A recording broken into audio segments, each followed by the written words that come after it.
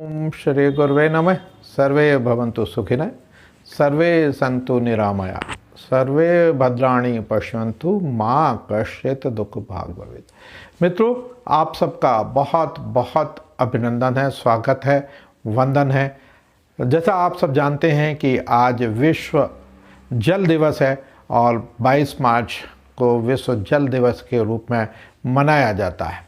तो मैं वर्तमान विश्व जल दिवस की बात करूं, उससे पहले मैं आपको कुछ पीछे ले चलता हूं और हम जो सनातन संस्कृति में जल दिवस, जल के देवता को किस तरह से मनाया जाता था, कुछ उसकी बात करता हूं।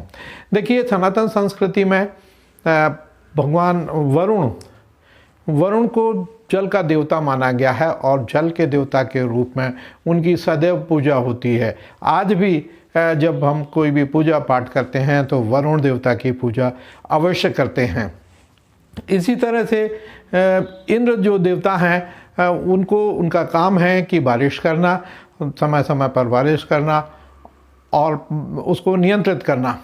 एक बार की कथा आपने सुनी होगी कि भगवान जो कृष्ण थे, श्री कृष्ण जी थे, उन्होंने ग्वालों से कहा कि भाई, इंद्र का तो कर्तव्य है, वो मंत्री हैं और उनका दायित्व तो है कि वो बारिश करेंगे, और तो अब हम उसको आज से इंद्र की पूजा नहीं करेंगे। और उन्होंने गोवर्धन की पूजा करने के लिए लोगों को प्रेरित किया कि यही हमारा असली धन है। देखिए, गोवर्धन भी असली धन है, वो वास्तव में धन है, वो कभी मैं बाद में आपसे चर्चा करूँगा। तो इससे इंद्र नाराज हो गए और इंद्र ने अतिवृष्टि कर दी, बहुत भयंकर बारिश हुई, भीषण बारिश हुई। तो भगवान सभी जगह त्राही त्राही माम मच गया। तब कृष्ण ने एक उंगली पे गोवर्धन पर्वत उठाया और उसके नीचे सारे ग्वालवाल और जो वृंदावन के वासी थे वो आके एकत्रित हो गए और गोवर्धन से उनकी रक्षा की गई। तो ये वृत्तांत हमारे ये साहित्यों में मिलता है। सदैव से भी हम जल का अत्यंत महत्व है। देखिए, जब हमारी पुरानी संस्कृति की बात करें तो भागीरथ के बारे में कहा था, राजा सागर के बारे में कहा जाता है कि उनके लाखों पुत्र, हजारों पुत्रों ने गंगा को पृथ्वी पर लाने के लिए अपने प्राण न्यौछावर किए और अंततः भागीरथ को गंगा को पृथ्वी पर लाने के में सफलता प्राप्त हुई। तो इसी से आप लगा सकते हैं कि कितना महत्व है। नदियों का भी बहुत अधिक महत्व है। गंगा को हम माँ मानते हैं और वहाँ पर स्नान करने के जो है, स्नान करने से भी पवित्र हो जाते हैं, सारे पाप धुल जाते हैं, ऐसी मान्यताएं हैं। और लोग आज भी प्रयागराज का मेला, हरिद्वार का मेले और कुंभ भरते हैं। हर 12 साल में अलग अलग स्थानों में कुंभ भरता है और त्रिवेणी के स्नान का अपना अलग महत्व है। यदि कोई मृत्यु होती है तो उसका गंगा में अस्थि विसर्जन करने का भी महत्व है। इसी तरह से सारी नदियों को पवित्र मानते हैं। माँ नर्मदा को हम बहुत होली नदी मानते हैं और कहा जाता है कि इसके तो दर्शन मात्र से, नर्मदा के दर्शन मात्र से भी आदमी पवित्र हो जाता है। गंगा आरती, नर्मदा आरती, सरयू आरती, हर जगह हम आरती करते हैं और उसकी जल की पूजा करते हैं। तो सनातन संस्कृति हमेशा से श्रेष्ठ है। फिर हम आते हैं, जैसे जैसे विकास हुआ और विकास में हमने, आपने देखा होगा, राजाओं महाराजाओं ने जब भी शासन किया है तो जगह जगह उन्होंने तालाब बनाए हैं। हर गांव में हर छोटे छोटे गांव में 2-2 तालाब, एक 2-2 तालाब हुआ करते थे। चरोखर भूमि थी, जो चारे की ज़मीन हुआ करती थी, जिसको चरोखर भूमि बोलते हैं, वो चरोखर भूमि निर्धारित की गई। किलों के अंदर भी बावड़ियाँ बनाई गई और बड़ी बड़ी बावड़ियाँ थी। और आपने देखा होगा कई किलों में बड़ा अच्छा जो है सिस्टम उन्होंने तैयार किया कि किले में यदि पहाड़ के ऊपर किला है तो उसमें भी पानी ऊपर पहुंचाने की उन्होंने व्यवस्था की। तो जल का हमेशा महत्व रहा है। किले हमेशा जलाशय के आसपास बनाए गए और उसके पास एक बड़ा जलाशय, नदी, नाले हमेशा पाए जाते हैं। तो तो ये हमें दिखाता है कि जलों की संरक्षण पर, जल की व्यवस्था पर हमने काफ़ी ध्यान दिया है। परंतु जब विकास की गति आई तो विकास के नाम पर जब हम स्वतंत्र हुए या ये कहें तो लोगों ने जो हमारे स्ट्रक्चर थे, वाटर सोर्सेज थे, उनको ख़त्म करके वहाँ पे उसकी भूमि पर अतिक्रमण किया, नाले बंद कर दिए, बावड़ियाँ विलुप्त हो गई हैं, पता नहीं चलता कि कहाँ बावड़ियाँ हैं। तो ये सारे संसाधन हमारे ख़त्म हो गए हैं।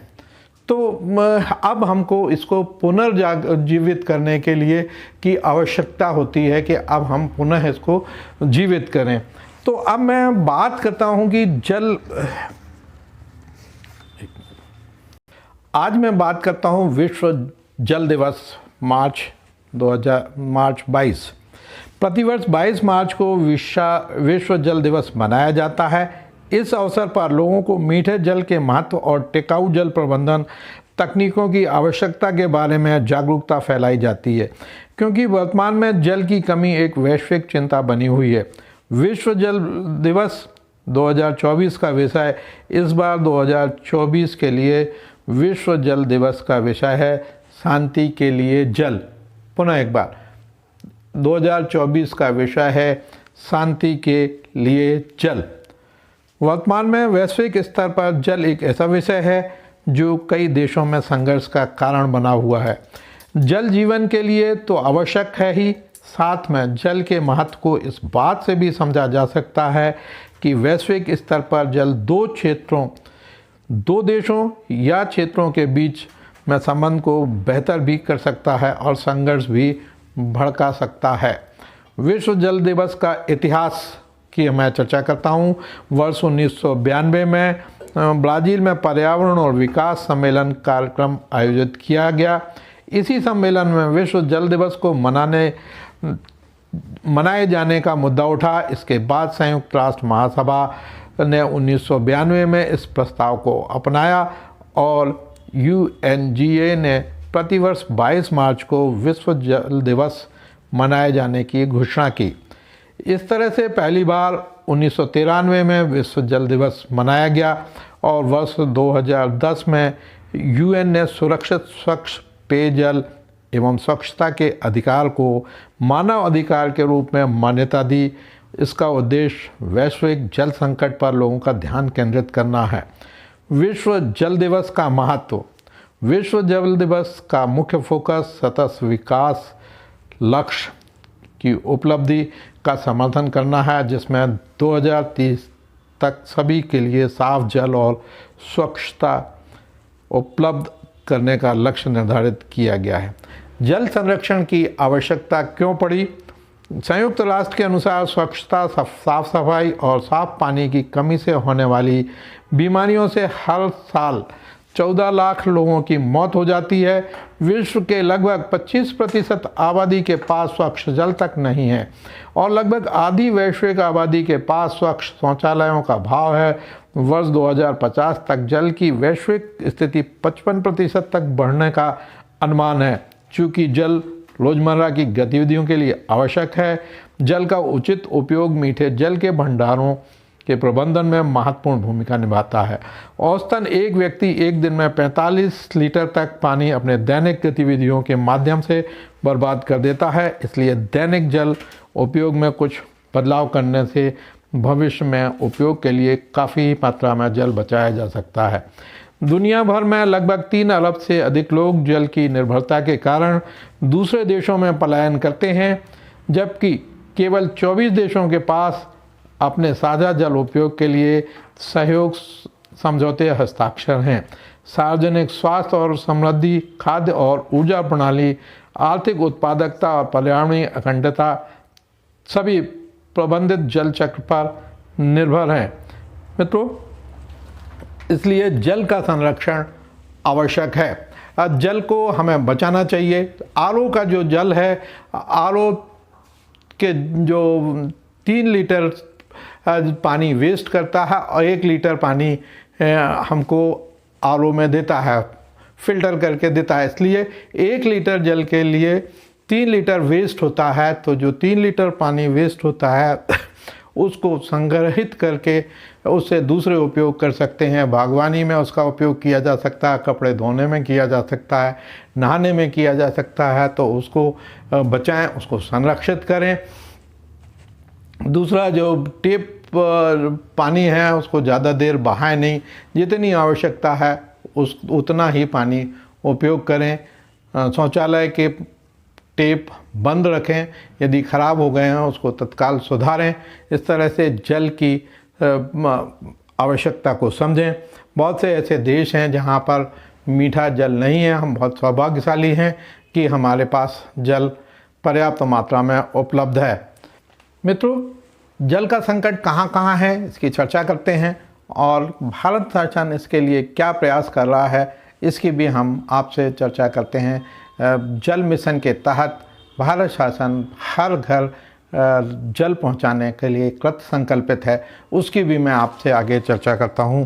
पहले हम बात करते हैं दिल्ली मुंबई में प्रति व्यक्ति पानी की सप्लाई 240 लीटर, तो बेंगलोर में 55 लीटर ही है। बेंगलोर इस समय बहुत बड़े जल संकट से गुजर रहा है। ज़रूरत 2600 mld है और उपलब्ध 2100 mld है। आबादी 1.2 करोड़, प्रति व्यक्ति पानी की सप्लाई 55 लीटर है, जो कि काफ़ी कम है। इसी तरह से हैदराबाद, ज़रूरत इधर है 2760 mld और उपलब्ध है 2500 mld पानी है। आबादी है 1.1 करोड़, प्रति व्यक्ति पानी की सप्लाई 68 लीटर है। चेन्नई की बात करें तो चेन्नई में 1400 mld की आवश्यकता है। की बात कर रहा था मैं, चेन्नई में ज़रूरत है 1400 mld और उपलब्ध है 1060 mld। आबादी है 1.22 करोड़, प्रति व्यक्ति पानी की सप्लाई है 55 लीटर। तो देखिए कितना कम है। मुंबई में ज़रूरत है 4200 mld और उपलब्धता यहाँ पे ज़्यादा है 2950 mld।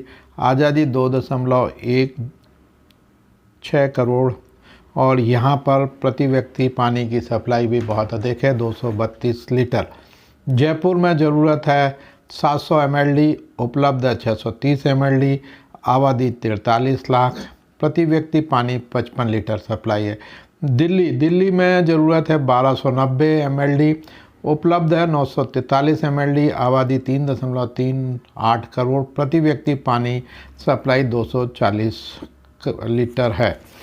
दिल्ली में प्रति व्यक्ति पानी की खपत 240 लीटर है, जो देश के औसत से ज़्यादा है। पानी की अनियमित सप्लाई के कारण लोगों में पानी स्टोर करने की आदत है। दिल्ली मुंबई में सरफेस वाटर की कमी नहीं है, इस कारण ज़्यादा पानी देने में दिक्कत नहीं है।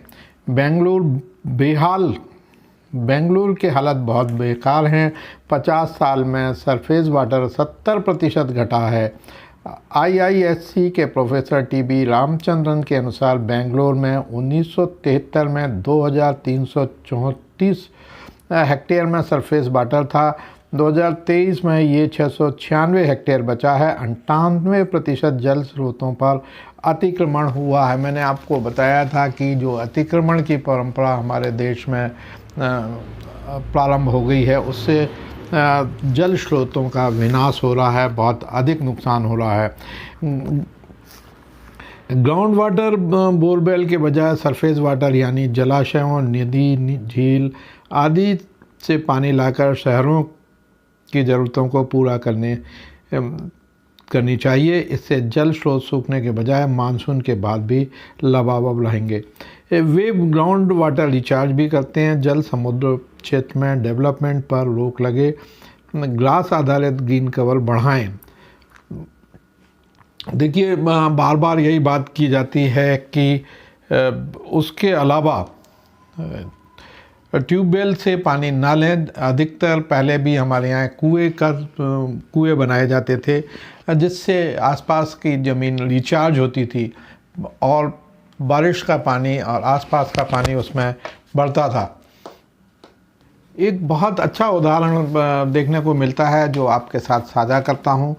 एक व्यक्ति है, 75 साल के, चुमरू कहते हैं कि लोग पहले पागल और अब मुझे वाटरमैन कहते हैं। क्या था, 1975 का साल था। झारखंड के पश्चिम सिंहभूमि के कुमरिता गांव के चुमरू तामसोए को सूखे के कारण पलायन करना पड़ा। वापस लौटने पर बागवानी शुरू की, लेकिन पड़ोसी ने तालाब से पानी देने से मना कर दिया। यह बात चुमरू के दिल पर लगी और तालाब खोदने की जिद ठान ली। रोज़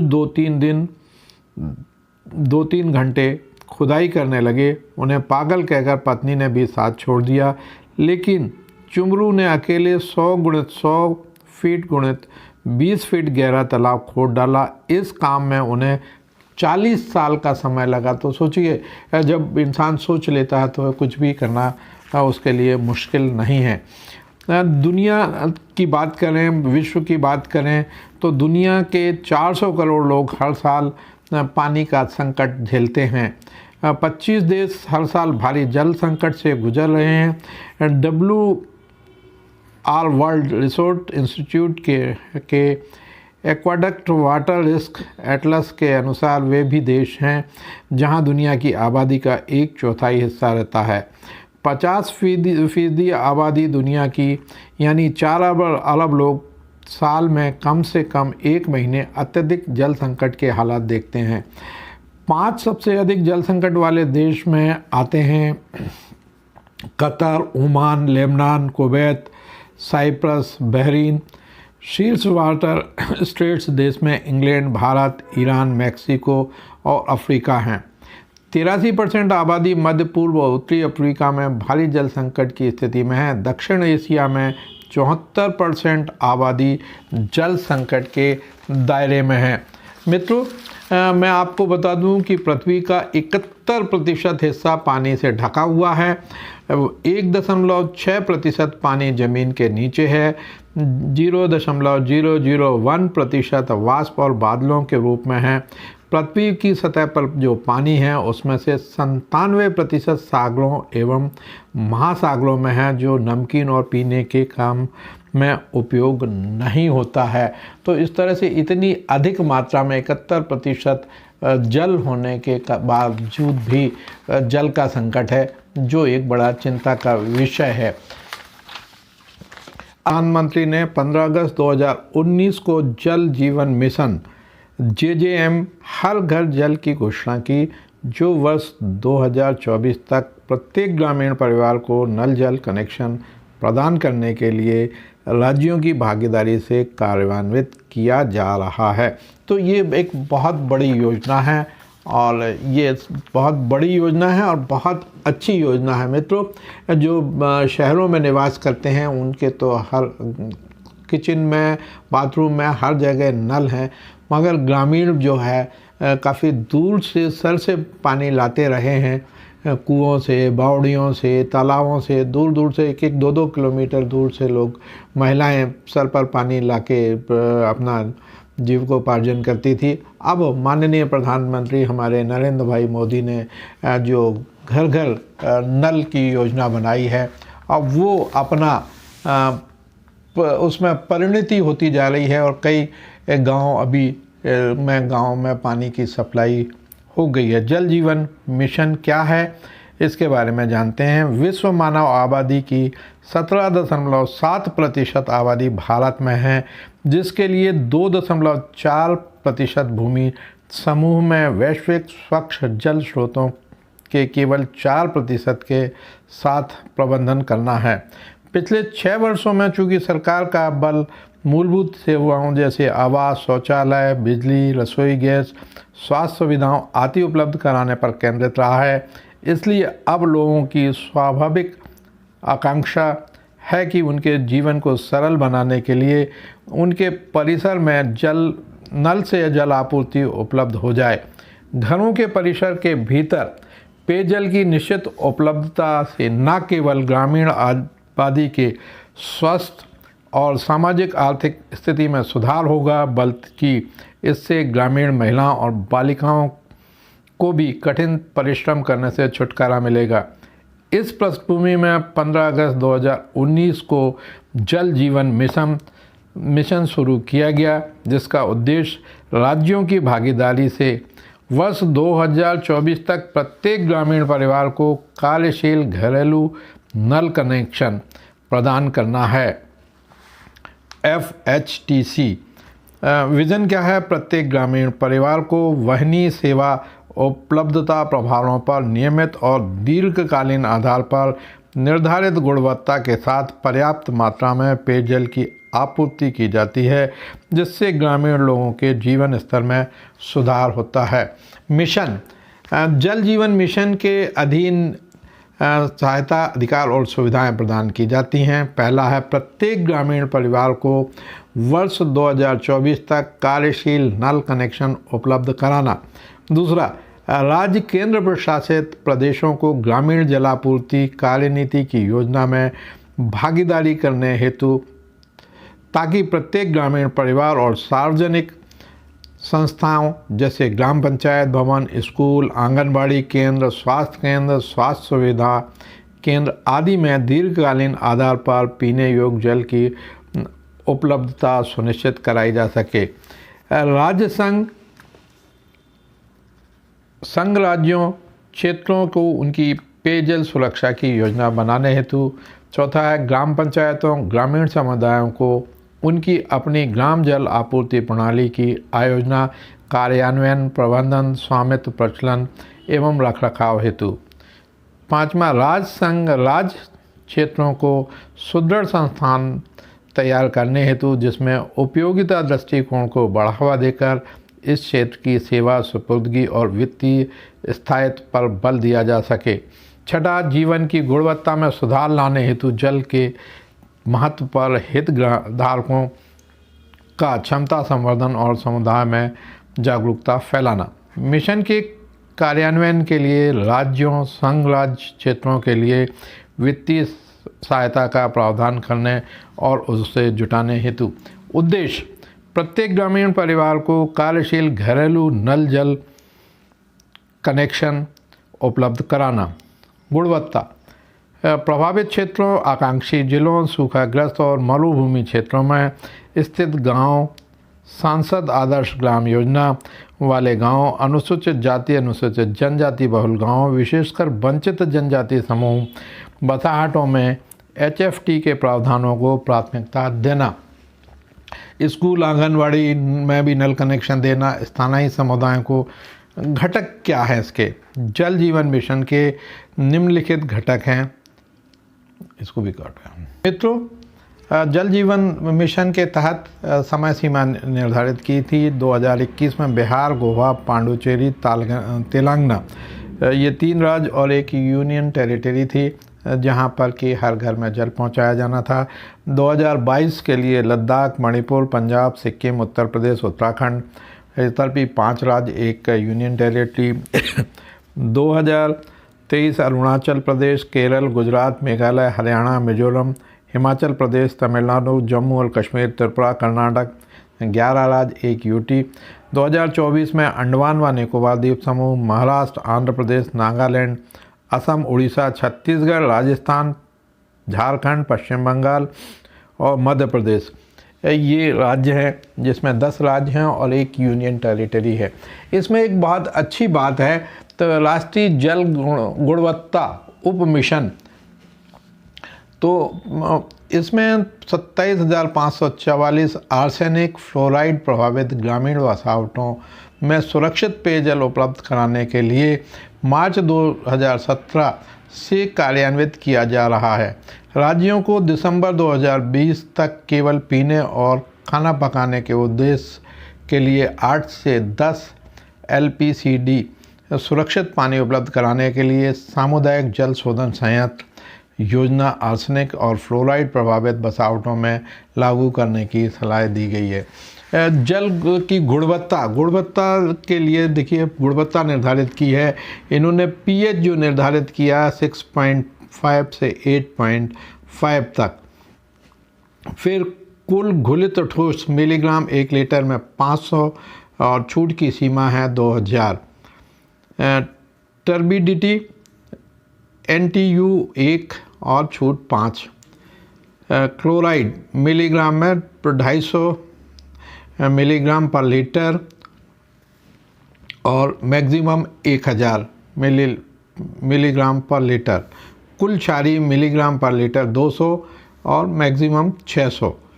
कुल कठोरता 200 मिलीग्राम पर लीटर और अधिकतम 600 मिलीग्राम पर लीटर।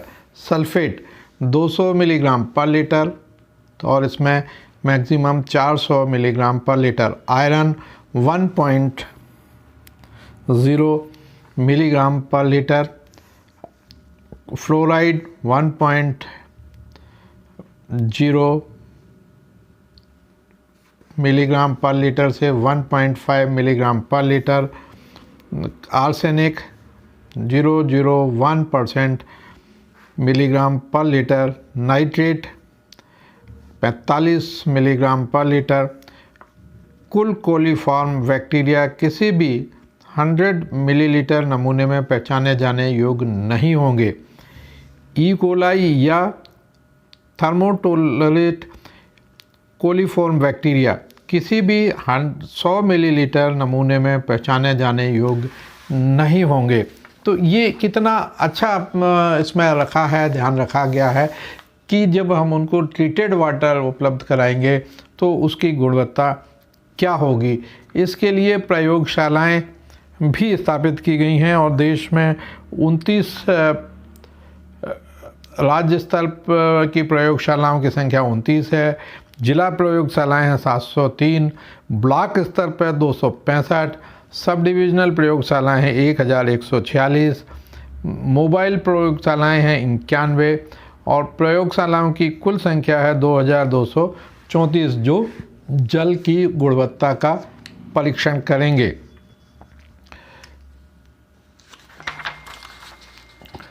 नवाचार और अनुसंधान एवं विकास DDWS पायलट आधार पर प्रदर्शन उद्देश्य के लिए पानी और स्वच्छता से संबंधित अनुसंधान प्रस्ताव को स्वीकार करना जारी रखेगा। सरकार जल और स्वच्छता पर अनुसंधान और विकास करने के लिए आशाजनक युवा व्यक्तियों, प्रमुख अनुसंधान और विकास संगठनों, विश्वविद्यालयों, कॉलेजों और स्वायत्त संगठनों को 100% सहायता अनुदान प्रदान करती है। तकनीकी समिति से प्रस्तावों के अनुमोदन के बाद मिशन राज्यों के साथ चर्चा के बाद प्रदर्शन का स्थान तय करेगा। लागत प्रभावित समाधान प्रदान करने के लिए पानी के क्षेत्र में काम कर रहे युवा उद्यमियों और स्टार्टअप को बढ़ावा देने का विचार है। ग्रामीण भारत की जल आपूर्ति को प्रभावी ढंग से प्रबंधित करने के लिए साक्ष्य आधारित नीति की मध्यस्थता को अपनाने के लिए मिशन द्वारा हर साल काल अनुसंधान और समवर्ती मूल्यांकन अध्ययन किए जाने की योजना है। तो देखिए मित्रों, ये कैसे जल जीवन मिशन किस तरह से काम करता है और किस तरह से उसने पानी सप्लाई करने की अपनी योजना बनाई है। मध्य प्रदेश के परिप्रेक्ष्य में बात करें तो जल निगम के माध्यम से यह काम हो रहा है। और एक क्या है, जैसे कोई डैम है, डैम के नीचे एक इनटेक वेल बनाते हैं, इनटेक कुआं मतलब कह लें आप, जिसमें पानी स्टोर होता है। फिर उससे रॉ वाटर पंप के माध्यम से WTP वाटर ट्रीटमेंट जो प्लांट होता है WTP तक जाता है। फिर ये पंप के माध्यम से यहाँ पर जो पाइप का डायमीटर रखा है 500 से 1200 mm रखा है। फिर WTP से जो पानी जाता है वो 400 से 800 mm डाया का है। इसको भी पंप से भेजते हैं और वो MBR में जाता है ना। MBR में 500 KL से 2000 KL तक है। अब MBR से ये ग्रेविटी के माध्यम से जाता है। देखिए यहाँ पे OHT हैं, जो ओवरहेड वाटर टैंक्स हैं, उसमें पानी जाता है ग्रेविटी के माध्यम से और उधर से OHT से डिस्ट्रीब्यूशन में जाता है HDPE पाइप के माध्यम से और ये घर के सामने तक नल से जोड़ा जाता है। तो इस तरह से एक योजना बनाई है, छोटी छोटी योजनाएं हैं, डैम्स हैं, रिजर्वायर्स हैं, नदियां हैं, और उसके बाजू में एक इंटेक वेल बनाया है। इंटेक वेल से WT पे लाते हैं, WPT से MBR पे पानी आता है, फिर ग्रेविटी के माध्यम से में ये डिस्ट्रीब्यूशन तक की पाइपलाइन है। और इसके अलावा जो जल निगम को जो परमिशन जिन विभागों से लेनी पड़ती है वो कुछ हैं, फॉरेस्ट है, रेलवे है, NHI है, PWD है, NH है, गेल है, BPCC है, MPRDC है, PWD है, MPRDA है और WRDA है। तो इस तरह की कुछ वो हैं जहाँ पर इसकी आवश्यकता होती है। तो मित्रों, ये एक छोटी सी जानकारी थी जल मिशन के बारे में, और मैं जल मिशन किस तरह से काम करता है और कैसे काम करता है, कितना उन्होंने अभी अपने टारगेट्स प्रदेश में अचीव कर लिए हैं, इसके लिए मैं इनके आपके पास अगले एपिसोड में इनके एक्सपर्ट्स से बात कराऊंगा आपकी, और उनसे जो वो बताएंगे वो आपको तथ्यात्मक जानकारी आपको देंगे कि हमारे प्रदेश में, ज़िले में और कितने गांवों में पानी अभी तक पहुंचाने में सफल हो गए हैं, और 2024 दिसंबर 2024 तक पूरे प्रदेश के हर घर में जल पहुंचेगा, ऐसी हम आशा करते हैं। तो मित्रों, आइए, ये आपको जानकारी यदि अच्छी लगी आपको तो मेरे चैनल को सब्सक्राइब करें, लाइक करें और शेयर करें ताकि अधिक से अधिक लोगों तक पहुंच सके। मित्रों, ये योजना निश्चित रूप से बहुत बहुत अच्छी है और मैं इसकी जितनी भी तारीफ़ करूं उतनी कम है। माननीय प्रधानमंत्री हमारे नरेंद्र भाई मोदी जी की ये जो योजना है, इससे लोगों के चेहरे पे, यदि आप गांव में जाएंगे, जैसे ही आप गांव में जाएंगे तो लोगों के चेहरे पे एक मुस्कुराहट है, महिलाओं के चेहरे पे आनंद के भाव दिख के ऐसा अनुभव होता है जैसे बहुत बड़ा जग जीत लिया हो। तो ये विकास के काम हैं, जो विकास दिखता है। और भारतीय जनता पार्टी को यदि जनता, आम जनता चुन रही है तो उसके पीछे एक बहुत बड़ा कारण है कि हमारे उन्होंने ग्राउंड लेवल पर जो 70 साल में जो काम नहीं हुए हैं वो 10 साल में किए हैं। और ये एक बहुत बहुत बड़ी उपलब्धि है कि यदि घर घर नल पहुंचता है तो इससे बड़ा अच्छा काम मैं नहीं समझता कोई होगा। हमारे सनातन संस्कृति में भी सार्वजनिक, गर्मी के मौसम में सार्वजनिक प्याऊ खोलते हैं, पानी पिलाने का बहुत अधिक महत्व है कि यदि को किसी को प्यासे को पानी पिलाते हैं तो उसका बहुत बड़ा पुण्य मिलता है। तो हम तो धर्म भीरू भी कह सकते हैं, जैसा भी आप समझें, मगर सनातन संस्कृति दूसरों की सेवा, दूसरों के आनंद और मंगल की कामना करती है। सर्वे भवन्तु सुखिनः, सभी के सुख की कामना करती हैं। तो यही योजनाएं हमारे माननीय प्रधानमंत्री जी नरेंद्र भाई मोदी ने लागू की है। और जल जीवन है, जल ही जीवन है।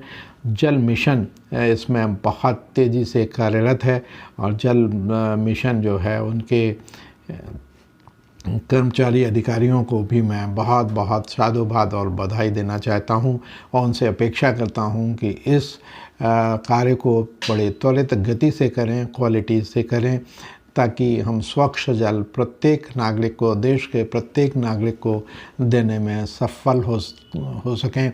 और सफलता प्राप्त कर हम अपने जो मिशन है, जिसके लिए जो मिशन बनाया गया है, उस उद्देश्य की 100% सफलता प्राप्त करें, सुनिश्चित करें। जय हिंद, जय भारत।